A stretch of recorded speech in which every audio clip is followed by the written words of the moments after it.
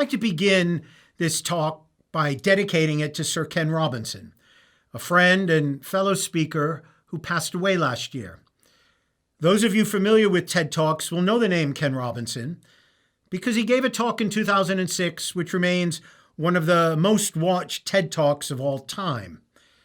And I've seen many speakers in my career. Ken Robinson was the best of us. So, Sir Ken, this one's for you. And if somehow, somewhere you were able to watch this, I'd want you to think more than anything else that it's relevant for the times that we live in.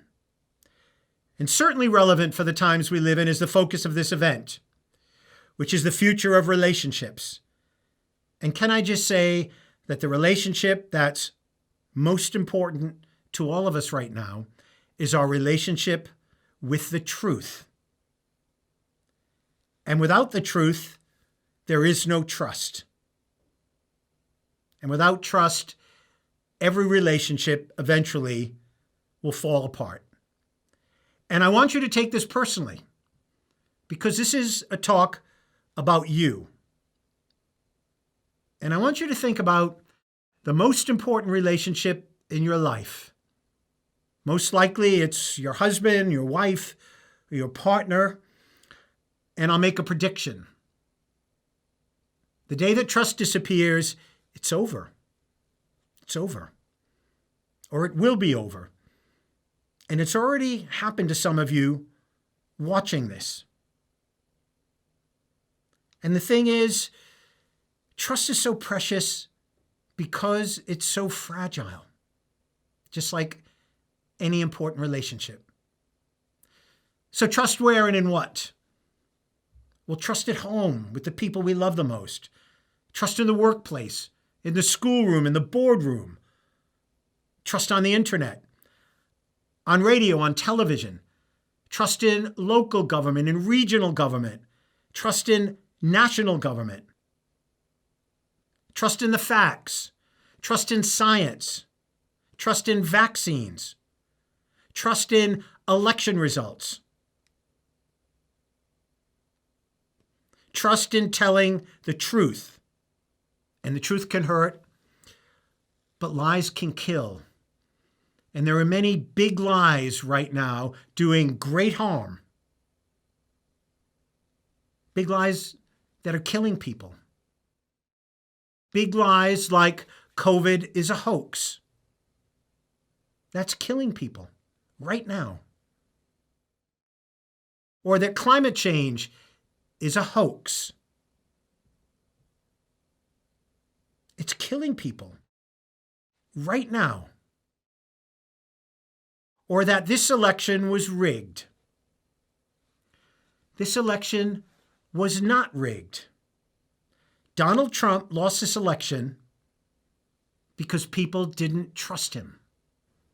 And they didn't trust him because he told so many lies, including about COVID, including about climate change, and most of all, about the election. And people died. People died in Washington, D.C. on the 6th of January because of big lies. And I think the biggest challenge all of us have right now, no matter who we are, no matter where we live, no matter what we do, the biggest challenge is to confront big lies wherever they exist. Because if we don't confront them, we become complicit. We become part of the big lie. And I think there's a very short distance between what's best in us and what's worst in us. I think it can be measured. 632 kilometers between what's best and what's worst. Let's start with what's best. We'll start here in Venice. Venice has been part of my life for 30 years. I've been privileged to have been able to live there part-time. Venice, I think, is one of the supreme examples of the very best of what man is capable of. Building the most beautiful city in the world on mudflats in a dangerous lagoon. and it still stands. I also think it's the best example ever of man's collective imagination, and one of the best examples of the role that beauty can play in enhancing our lives. I also think I am my best self in Venice. And I don't know about you, but do you ever think about where you are your best self and the reasons why? It really is something to contemplate. And only 632 kilometers from Venice, that very short distance, is the very worst of what people are capable. That's Auschwitz. And whether Auschwitz or Dachau or Buchenwald or any of the camps, they're the result of a big lie told for year after year, decade after decade, century after century, millennia, that certain people were subhuman, that certain people were evil. And if you didn't stand up to a big lie, this big lie, if you turn the other way, to any big lie, you become complicit. You become part of the big lie. We have a collective responsibility not to let that happen in the times that we live in. But I do remain a hopeful person. And I think that this quite shocking year of COVID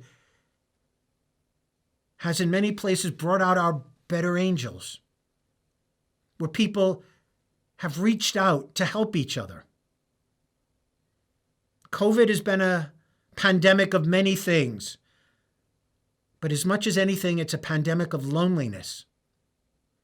We've been so disconnected. We've been so disconnected from our families, from our friends, from our colleagues, from our customers, grandparents from grandchildren, teachers from students. And what have we wanted to do? We've wanted to reach out and touch people and hug people, kiss them, be around people. One of the ironies for me personally is that during 2018 and 2019, the most popular speech title that I was giving all over the world was one that was called The Human Touch, True Added Value in the Digital Age. And the premise of that speech was, as there were fewer and fewer human touch points along the so-called customer journey, those touch points became more valuable, because what is most valuable is what is most rare. And think during lockdown, what was most valuable? We wanted to be able to reach out and have a human touch in the relationships that mattered most to us.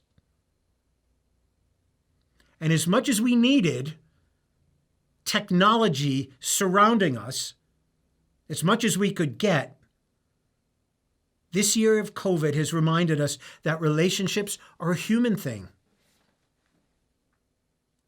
They're about people doing things that machines simply cannot do, or won't do, or are not capable of doing.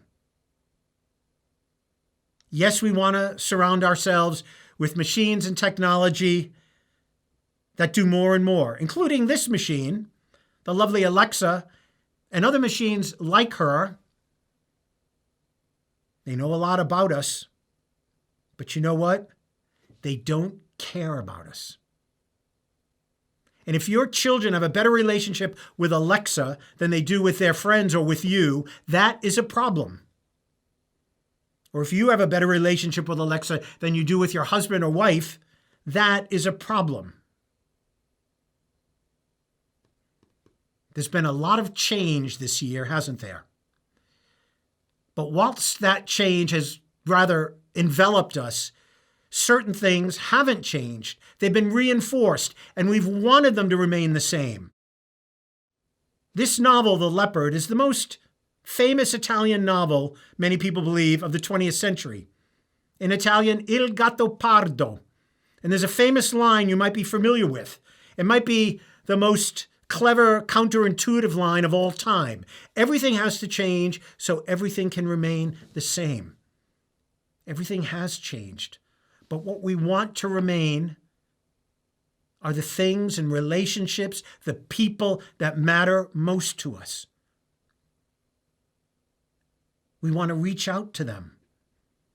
We want to have the human touch.